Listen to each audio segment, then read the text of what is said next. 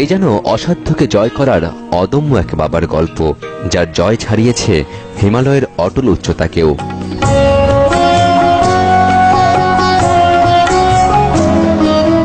রাজশাহী শহর থেকে 50 কিলোমিটার দূরে সবুজের চাদরে মোড়া গ্রাম আরানি।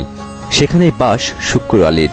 70-এর দশকে ফেরি করে বাদাম বিক্রি করতেন। এরপর প্রায় 30 বছর ধরে আরানি বাজারের ছোট্ট এই পানের দোকান, যার আয় দিয়ে চলে পুরো সংসার। 6 সদস্যের পরিবারে উপার্জনক্ষম কেবল তিনি।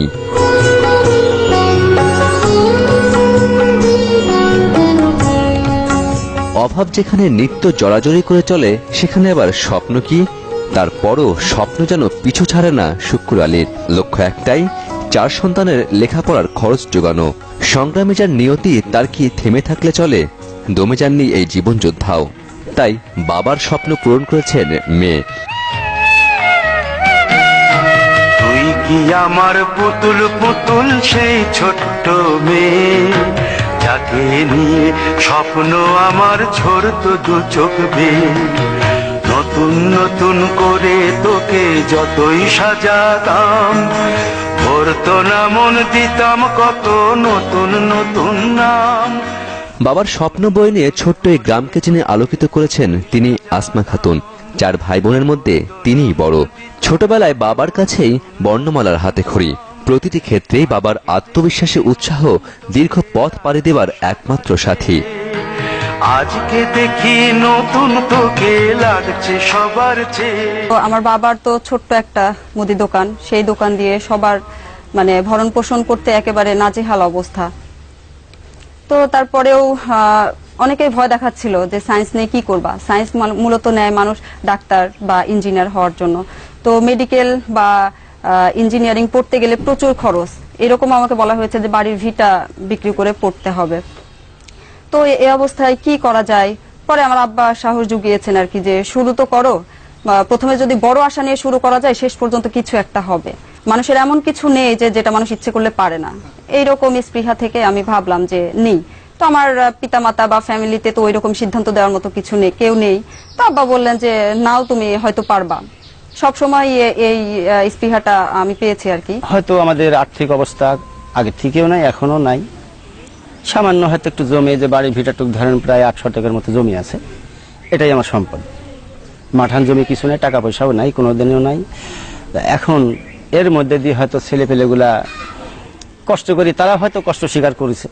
কষ্ট স্বীকার করি হয়তো এত দূর তারা আগাতে পারেছে, বা আল্লাহ তাদের সহম করেছে, হয়তো আগে আসছে।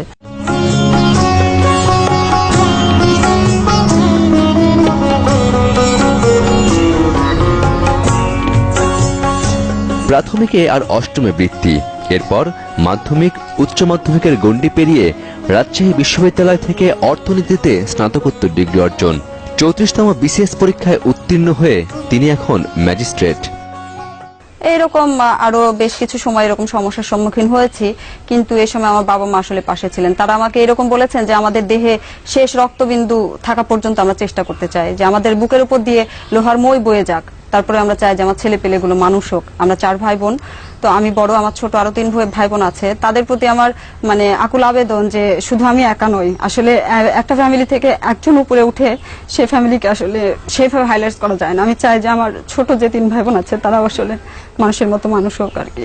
একটু উপকার করার জন্য হয়তো, যেমন আমি গরিব ছিলাম, এখনো আছি, পরবর্তীতে কি হবে সেটা পরের কথা। এখন হয়তো এরকম গরিব দেখুন তো দেশে আরো আছে।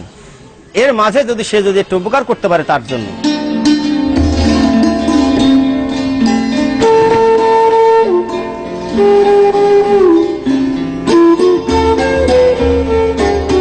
কিন্তু শিক্ষা জীবনের এই পথ চলা খুব একটা মসৃণ ছিল না। মাঝে মাঝে মনে হতো লেখাপড়া চালিয়ে যাওয়া আর বুঝি সম্ভব নয়, থামতে হবে মাঝ পথেই। কিন্তু সবসময় পথ দেখিয়েছেন বাবা শুক্কুর আলী। তো আমি যখন সেকেন্ড ইয়ারে পরীক্ষা শেষ করলাম, তখন আমার প্রাইমারি স্কুলে চাকরি হয়েছিল। ফ্যামিলির অবস্থা অত্যন্ত শোচনীয়। এই অবস্থায় গ্রামে মনে করা হয় যে আসলে প্রাইমারি স্কুলে চাকরি মানে কিন্তু একটা সরকারি চাকরি, যেহেতু সোনার হরিণ। আর এই অবস্থায় আমি চাকরিটা মানে করব কি করব না দ্বিধাদ্বন্দ্বে ভুগছি। কারণ কি? কারণ যেহেতু আমার বিশ্ববিদ্যালয়ের রেজাল্টটা ভালো আমি করছি, আমি হয়তো অনেক দূরে যেতে পারবো, কিছু একটা করতে পারবো। তো কি করব, সিদ্ধান্তহীনতায় ভুগছি। এরপরে একটা সিদ্ধান্ত নিয়ে নিলাম যে না, আমি চাকরিটা করব না আর কি, এরকম। তো পরবর্তীতে আব্বার একটু মন খারাপ হয়েছিল যে যেহেতু সংসারের অবস্থা খারাপ, চাকরিটা করলে তো ভালোই হয়। প্রথমে একটা রাগ করেছিলাম আমি, কিন্তু পরবর্তী যখন ভিতরে একটা বুঝ নিলাম, তখন পরবর্তী সময় নিজে একটা চিন্তা ভাবনা করেছি যে না, এর ধাপ আছে, এর ধাপ বড় ধরনের আছে, না হলে কেন করবে না। আর যেহেতু ওর চিন্তা ভাবনা আছে জেনে সেটা করেনি।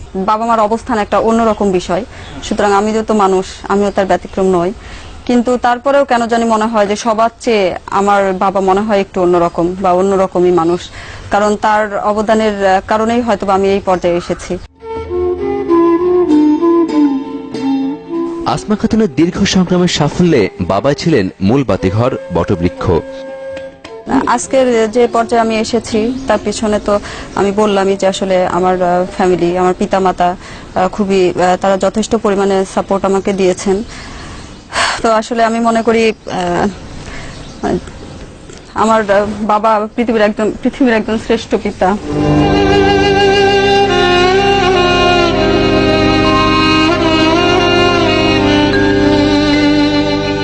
এটাই তার তৃপ্তি, যে তৃপ্তির জন্য কঠিন সংগ্রামে প্রতিদিন হেঁটেছেন আরানির মেঠো পথ।